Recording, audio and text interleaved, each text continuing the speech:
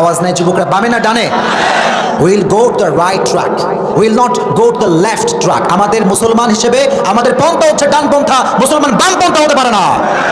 আমরা বামপন্থী না, আমরা ডানপন্থী। রাজি আছেন তো ইনশাআল্লাহ?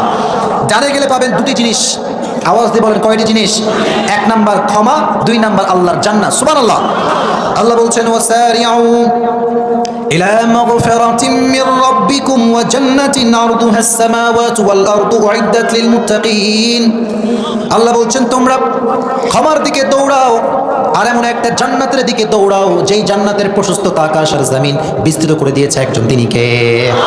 আকাশ আর জমিন বিস্তৃত এই জান্নাতের ওসারতার প্রশস্ততা। জান্নাত কি ছোট না বড়? ছোট না বড়? আর আল্লাহর যে ক্ষমা পাওয়া, এটা হচ্ছে পৃথিবীর সবচেয়ে সহজ কাজ। সুবহানাল্লাহ পড়লেন না? ভাইরে, মানুষের কাছে দোষ করলে ক্ষমা পাওয়া যায় না। মানুষ হচ্ছে এতটা নাফরমান, এতটা বেঈমান, একটু দোষ করে যদি ক্ষমা চাইতে যান, কাটা গায়ে লবণের আঘাত মারবে। আর রবের কাছে দোষ করেন, অন্যায় করেন, আল্লাহ ভুল করছি আল্লাহ বলতে দেরি, আল্লাহ গুনাহটা মাফ করে তওবা কবুল করতে দেরি হয় না। সুবহানাল্লাহ। He is the most merciful, the most gracious, the most kindful. সবচাইতে দয়াময়, সবচাইতে মায়াময় একজন, তিনি কে? এজন্য গুনাহ যখন করবেন ক্ষমার দিকে দৌড়াবেন। রাজি আছেন ইনশাআল্লাহ? এত গুনাহ আমরা করছি জীবনে, যদি মা জানতো সন্তান বলে পরিচয় দিত না, বাপ জানলে সন্তান বলে পরিচয় দিত না, বন্ধু জানলে বন্ধু বলে পরিচয় দিত না। এই সব কিছুর পরে আপনাকে আমাকে ভালোবাসে একজন, তিনি কে? পৃথিবী না জানুক আমি তো জানি আমি কি পাপ করেছি, হায় ঠিক কিনা? আমার পাপের করলে বিচার, বাঁচার আমার নাই উপায়। দয়াময় প্রভু মাফ করো আমায়, মাফ করো আমায়। প্রণামের। তাহলে আমাদের গতি হবে দুই দিকে। এক নাম্বার আমরা ক্ষমার দিকে দৌড়াবো, আর এক নাম্বার জান্নাতের দিকে দৌড়াবো। রাজি আছেন ইনশাআল্লাহ? এবার বলেন, what is the definition of success? সফলতার সংখ্যা হচ্ছে বিশাল বড় ইঞ্জিনিয়ার হয়ে যাওয়া। সন্দেহ আছে? আওয়াজ দিয়ে বলেন না। সফলতার সংখ্যা বিশাল বড় ডাক্তার হয়ে যাওয়া, সফলতার সংখ্যা বিশাল বড় ক্ষমতার আসনে আসীন হয়ে যাওয়া না। সফলতা যেহেতু আল্লাহ দেন, সফলতার ডেফিনেশন বলবেন কে? আল্লাহ বলছেন, শোনো, ফামান যুহজিহা আনিন নারি ওয়া উদখিলাল জান্নাতা ফাকাদ ফাজ।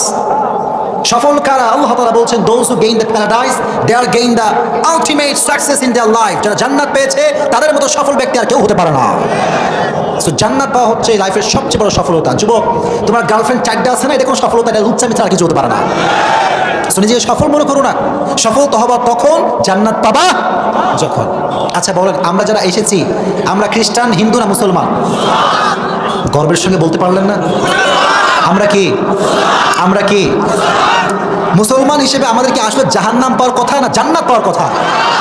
Ask yourself, as a Muslim, ask yourself, will you go to the paradise or hellfire? নিজের আমলটাকে একটা নীতি পাল্লায় মাপেন, মেপে জিজ্ঞেস করেন যে আসলে কি আপনি জান্নাতে যাবেন না জাহান্নামে যাবেন? আপনার মন বলবে আপনি জাহান্নামে যাবেন। আওয়াজ দিয়ে বলেন ঠিক কিনা? এত গুনাহ জীবনে করেছি আমরা, পুরো জীবনটা গুনাহ দ্বারা ভরপুর হয়ে গিয়েছে। এজন্য আজ থেকে যদি জান্নাত পেতে চান, গুনাহের আশেপাশে যাবেন না। কে কে রাজি আছেন? হাত তুলে আল্লাহকে দেখায় দেন।